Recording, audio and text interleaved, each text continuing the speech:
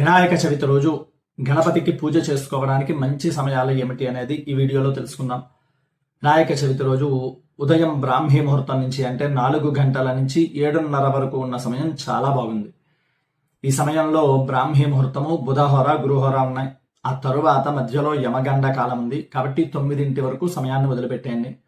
నేను లైవ్ లోకి మీ అందరి చేత పూజ చేయించడానికి 9:30కి సిద్ధంగా ఉంటా. ఎవరు సిద్ధంగా ఉన్నారో వాళ్ళందరూ కూడా కింద కామెంట్లో మీ ఊరి పేరును పెట్టండి. అలాగే ఎవరైతే వినాయక చవితి మండపాలు వేసుకుని మీ దగ్గరలో ఉండి పురోహితుడు దొరకలేదు అని బాధపడుతున్నారో వాళ్ళకి స్క్రీన్ మీద కనిపిస్తున్న నెంబర్ షేర్ చేయండి.